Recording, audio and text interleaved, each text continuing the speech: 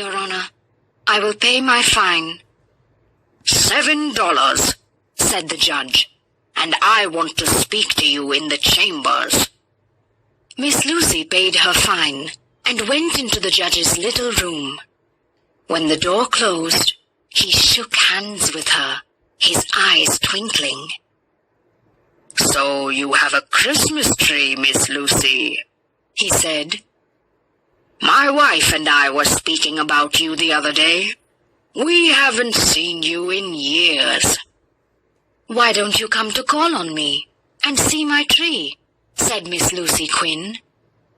"We'll be glad to do it," Judge Hennessy answered. "My father didn't like you, I know," said Miss Lucy. "But then, he had the prejudices of his day and age. This is a fine new world we are living in, Thomas. Tell me, is Deborah as pretty as she used to be?" "She's a handsome woman yet," said Judge Hennessy. "and she has always admired you. We will come to see you, Miss Lucy." At home, Miss Lucy went up to her room and got the gifts she had purchased for Mitzi and Arthur and put them under the tree. Chester arrived with the baby. She had red cheeks and bright blue eyes and silky, soft, fair hair. Miss Lucy lifted her and sat in the parlor with the baby in her lap. But the baby went straight for the tree, grabbed one of the candy canes, and stuffed it in her mouth. Finally, Arthur took Marie and Chester home in the car. Miss Lucy toiled upstairs to her nap. When she came downstairs again, she saw the evening paper lying near the fireplace. She opened the paper, and there on the first page was a picture of Miss Lucy and Judge Hennessy. "Society leader at traffic court," it read.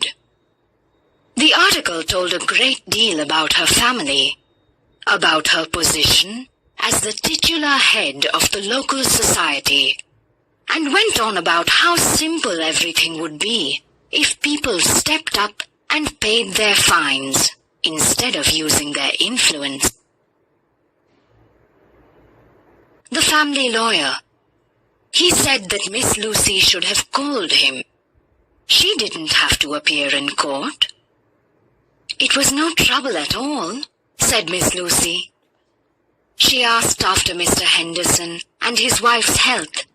She also agreed to go to the Hendersons to dinner the following Tuesday.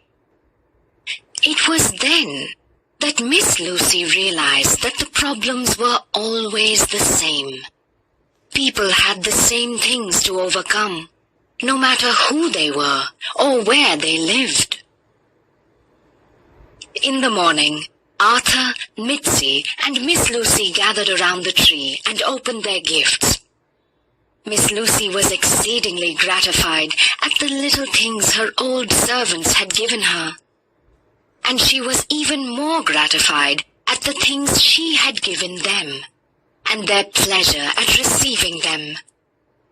And there, under the tree, was a grimy little package labeled, "To Miss Quinn, from her friend Chuck."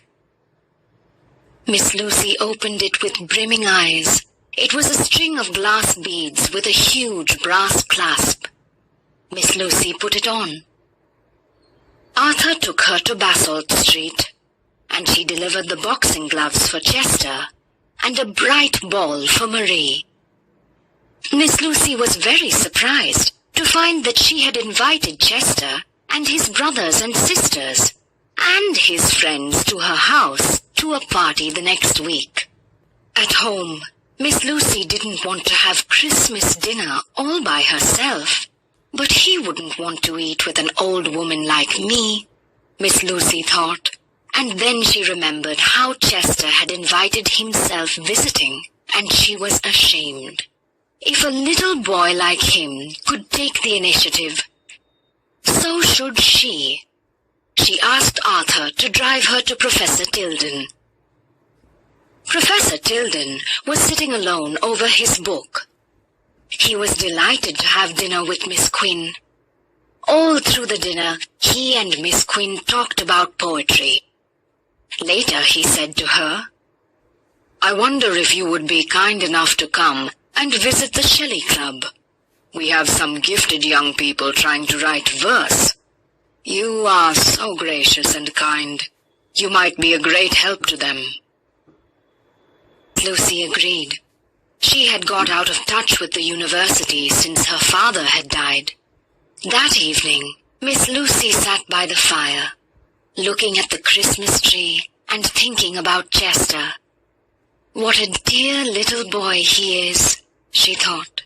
She was amazed at all that had happened to her in the last 2 days. I am 70 years old, and he is the most important person I ever knew, and Christmas the most important time.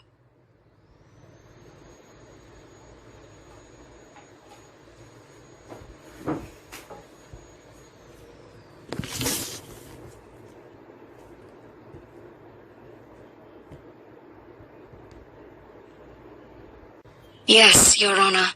I will pay my fine.